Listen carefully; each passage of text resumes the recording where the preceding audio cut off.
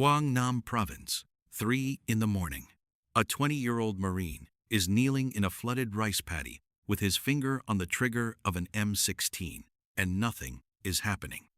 50 meters ahead, muzzle flashes are lighting up the tree line, AK-47s. The enemy's rifles work in mud, in rain, in conditions that would destroy a Swiss watch. They always work. His doesn't. The cartridge is stuck inside the chamber. The bolt won't move. His rifle, the most advanced infantry weapon the United States has ever produced, is now a 5-pound piece of aluminum and plastic that cannot fire a single round. He reaches for his cleaning rod to shove it down the barrel and force the cartridge out. He doesn't have a cleaning rod. Nobody in his squad does. The man next to him is already dead. The man behind him is screaming. And somewhere in Washington, the people who sent him this rifle are sleeping in clean sheets because they were told the M16 never jams. In 1967, a congressional survey found that 80% of American troops in Vietnam had experienced their M16 jamming in combat. 80%. That's not a malfunction rate. That's a death sentence built into the weapon you were issued to survive. But this story isn't about how the M16 failed. It's about one fix made with a roll of green tape that the entire Marine Corps mocked until it started saving lives. By the end of this video, you're going to understand 3 things.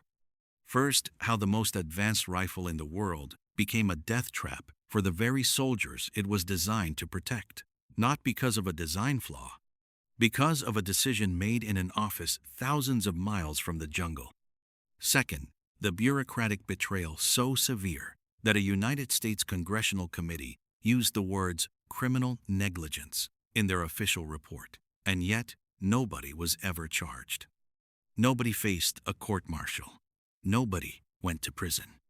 And third, how a field expedient fix involving green tape and military-issue condoms ended up saving more Marines than any Pentagon memo, any official directive, or any general's order ever did.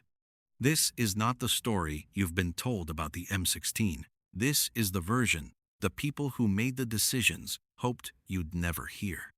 But to understand why a roll of tape mattered more than a 600-page congressional report, you first have to understand what went wrong with the rifle every Marine in Vietnam trusted with his life. Before the M16, American soldiers in Vietnam carried the M14, heavy, powerful, and completely wrong for the war they were fighting. The M14 fired a full-size NATO round, accurate at long range, devastating in open terrain. But Vietnam wasn't open terrain. It was dense jungle, close-quarters ambushes, and firefights that erupted at 50 meters with zero warning. In full auto, the M14 was nearly uncontrollable. The recoil climbed so hard most soldiers couldn't keep it on target past the second round. And at over 10 pounds loaded, carrying it through waist-deep swamps and triple canopy jungle was exhausting. But the real problem was what was coming at them from the other side. The AK-47, lighter, 30-round magazine, capable of sustained automatic fire, and built with a tolerance for dirt, mud, and water that made it nearly impossible to jam. American troops were being outgunned not by a superior army, but by a superior rifle. The Pentagon needed an answer, and they found one. A weapons designer named Eugene Stoner had built something revolutionary, the AR-15, lightweight, barely 6 pounds. It fired a small, high-velocity 5.56mm round that was devastating at jungle distances. The military adopted it as the M16, and on paper, it was the perfect solution. But it came with a promise that should have raised every red flag in the Department of Defense. The Army told its soldiers the M16 was so advanced, it was essentially self-cleaning. No maintenance required, no cleaning kits were issued, no manuals were distributed. Troops received the weapon with almost no training on how to care for it because they were told they didn't need to. That single claim would get men killed. And buried underneath it was a decision that made everything worse. Stoner had designed the M16 to fire with a specific type of propellant IMR stick powder. It burned clean and left minimal residue inside the rifle's action. But the Army Ordnance Department switched the ammunition to ball powder, manufactured by Olin Mathieson. Ball powder was cheaper. It was also dirtier. It left carbon fouling inside the gas system, the bolt carrier, and the chamber, exactly the components that needed to stay clean for the rifle to function. Colt, the company manufacturing the M16, warned the Army in writing that the rifle would not perform the same with ball powder. The Army ignored them. They also skipped chrome plating the bore and chamber, leaving the rifle's internals exposed to the brutal humidity of Southeast Asia. No chrome lining, no cleaning kits, no manuals. Dirty ammunition in a rifle that needed to stay spotless. The M16 arrived in Vietnam in early 1965. Within months, men would start dying not because of the enemy, but because of the rifle in their own hands. At first, the M16 worked. November 1965. The Ia Drang Valley. The first major battle between regular American and North Vietnamese forces. The soldiers of the 7th Cavalry carried brand new M16s into that fight, and the rifles performed flawlessly. Colonel Hal Moore, who commanded the battalion, would later credit the M16 as a determining factor in how his unit survived one of the most brutal engagements of the entire war. The rifles were clean, fresh from the factory, and most of the ammunition still used the original stick powder Stoner had specified. For a brief window, the M16 was everything the Pentagon had promised. But that window closed fast. As the war escalated through 1966 and into 67, the original ammunition dried up. Ball powder became standard across every supply chain in Vietnam. And the rifles that had worked perfectly at Ia Drang started failing, not occasionally, not in isolated cases, but across entire units, in every province, in every engagement. The most common failure was devastating.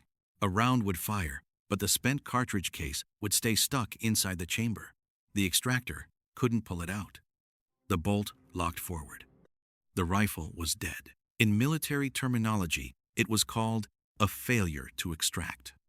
In practical terms, it meant that in the middle of a firefight, your weapon became a single-shot musket from the 18th century. The only way to clear it was a procedure that no one should ever have to perform under fire. You dropped the magazine, locked the bolt to the rear, pulled out a cleaning rod, a thin metal rod carried specifically for this purpose, and shoved it down the barrel from the muzzle end to physically knock the stuck cartridge out of the chamber. Then you reloaded, chambered a new round, and prayed it didn't happen again. All of this while the enemy was firing at you with AK-47s that never jammed. And here's the part that should make your blood run cold. The congressional investigation that followed would discover that a Marine had been killed in combat, specifically because he was the only member of his squad who carried a cleaning rod. He stopped fighting to clear his rifle. That pause cost him his life. The rest of his squad didn't even have the option. Their rifles were jammed and they had nothing to fix them with. But what made this catastrophe even worse was what happened when the reports started reaching command. The Army's official position was simple. The weapon is fine. The soldiers are the problem. They're not maintaining their rifles properly. They're not keeping them clean. They're being negligent. Think about that for a moment. Soldiers were told the rifle didn't need cleaning. No cleaning kits were issued. No maintenance manuals were distributed. No training was provided on how to care for the M16. And when the rifle inevitably failed, those same soldiers were blamed for not maintaining a weapon they were explicitly told required no maintenance. The troops knew the truth.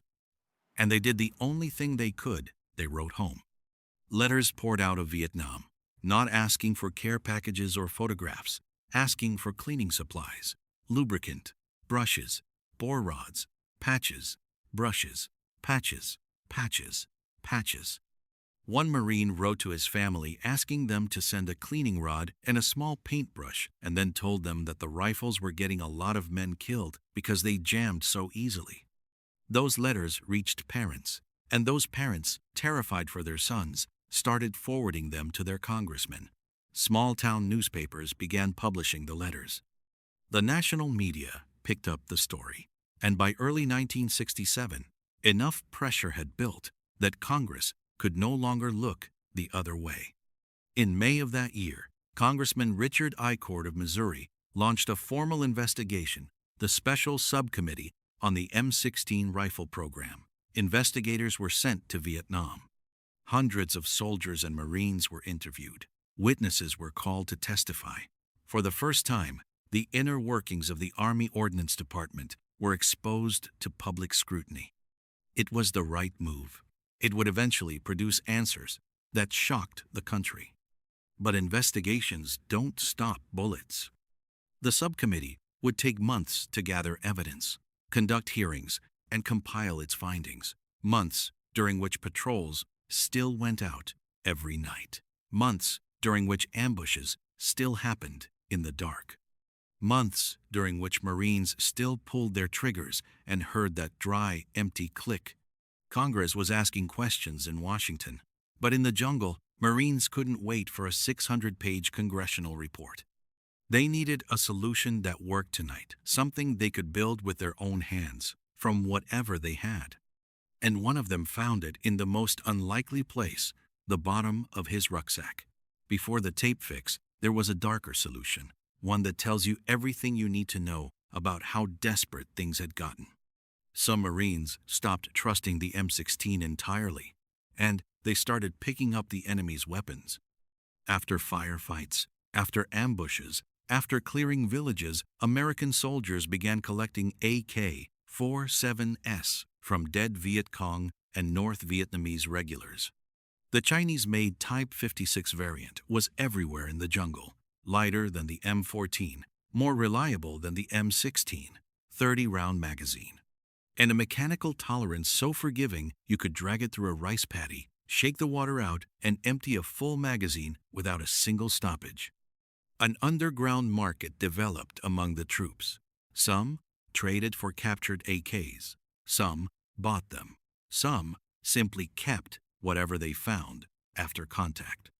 Officers looked the other way because a Marine with a working rifle was better than a Marine with a jammed one, regardless of what flag was stamped on the receiver. But there was a problem with the AK that no amount of reliability could fix. Every weapon has a sound. The M16 fires with a sharp, high-pitched crack. The AK-47 fires with a deep, unmistakable bark. In the chaos of a nighttime firefight smoke, screaming, muzzle, flashes your squad identifies friend from enemy by sound. If your ears pick up the bark of an AK, you shoot at it. That's instinct. That's training. That's how you stay alive. Now imagine you're the Marine firing the AK.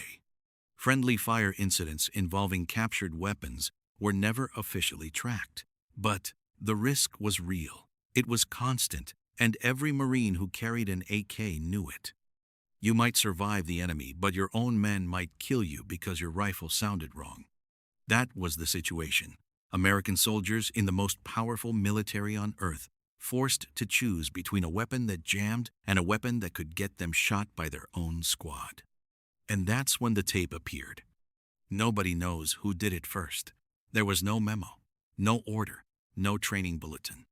Somewhere in Vietnam, probably in a recon unit, probably a long-range patrol team operating deep behind enemy lines, a Marine reached into the bottom of his rucksack, pulled out a roll of olive drab adhesive tape, and started wrapping his rifle.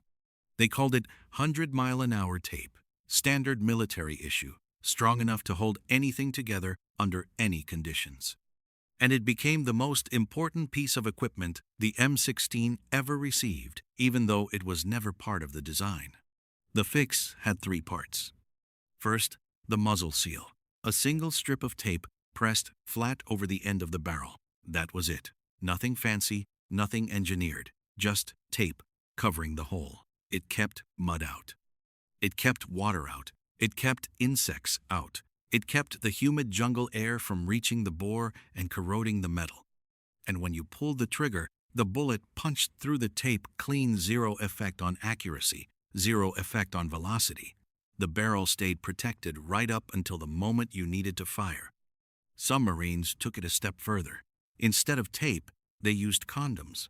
Military-issue prophylactics fit perfectly over the muzzle of the M16, snug, waterproof, and disposable. If you look closely at field photographs from Vietnam, you can see them. Translucent rubber stretched over rifle barrels in the background of shots that were never meant to be studied this carefully. Second, jungle magazines. The M16 carried a 20-round magazine. The AK-47 carried 30. In an ambush, those 10 extra rounds meant the enemy could sustain fire longer before reloading.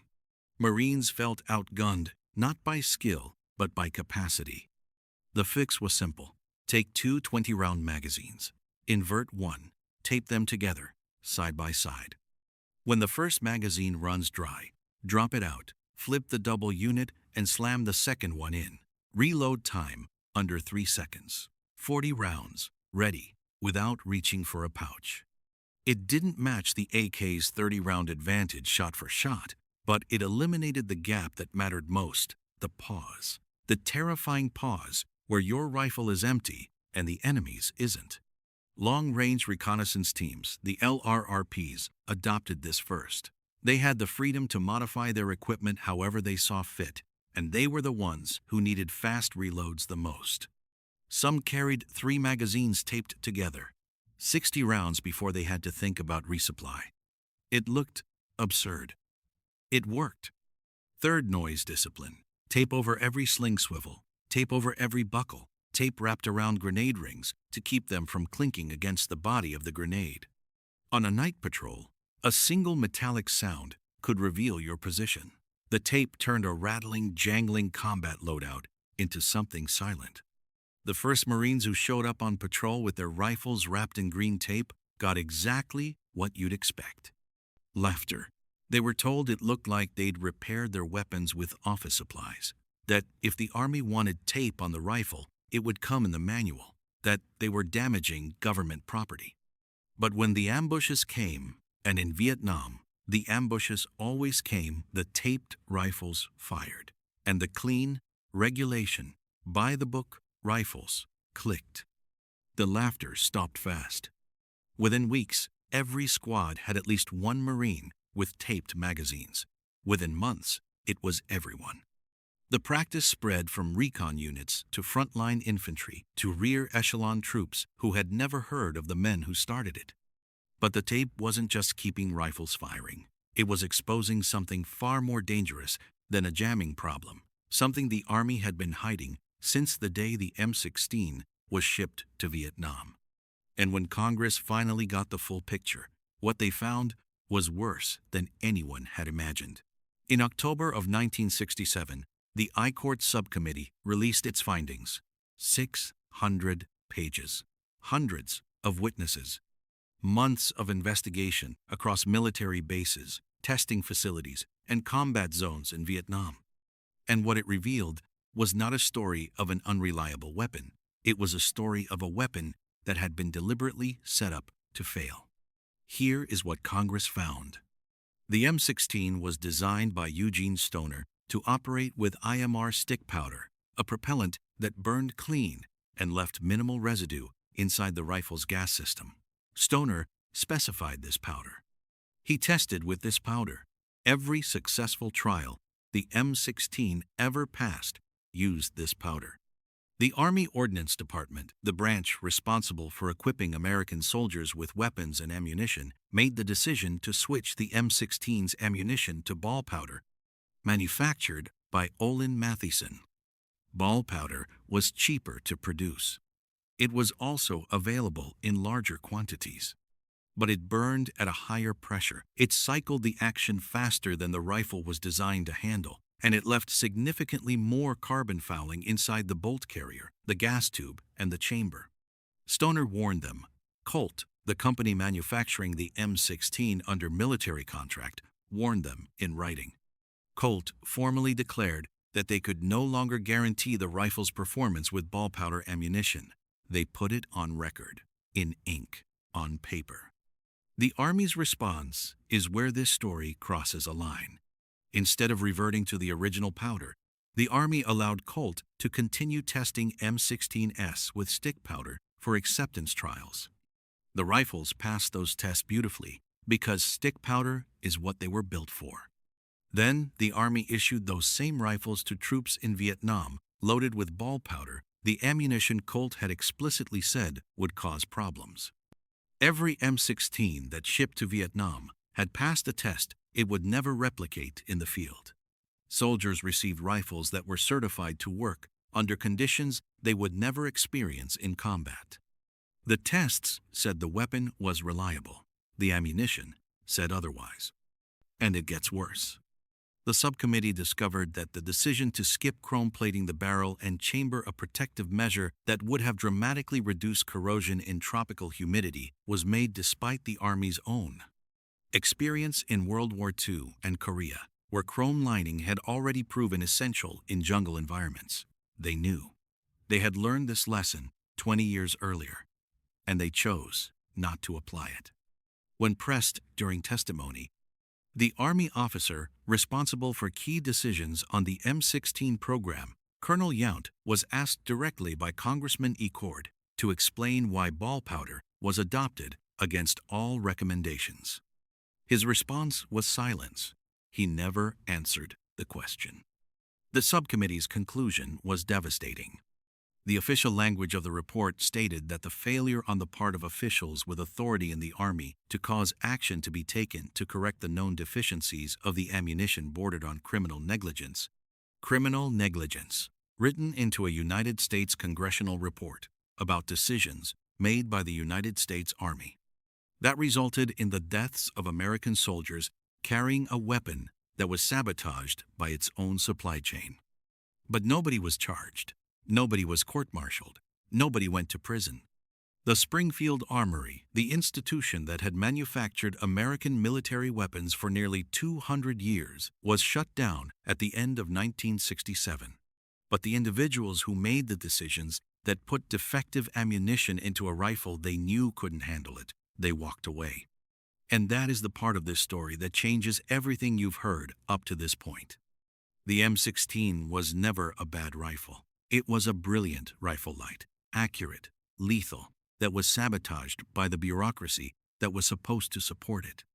The soldiers in Vietnam who wrapped their barrels in tape and sealed their muzzles with condoms weren't fixing a broken weapon. They were compensating for a betrayal. The tape worked because the problem was never the design. It was the fouling and the corrosion. Keep the barrel clean, keep the moisture out between engagements, and the M16 performed exactly the way Stoner intended. The men in the jungle figured that out with a roll of tape.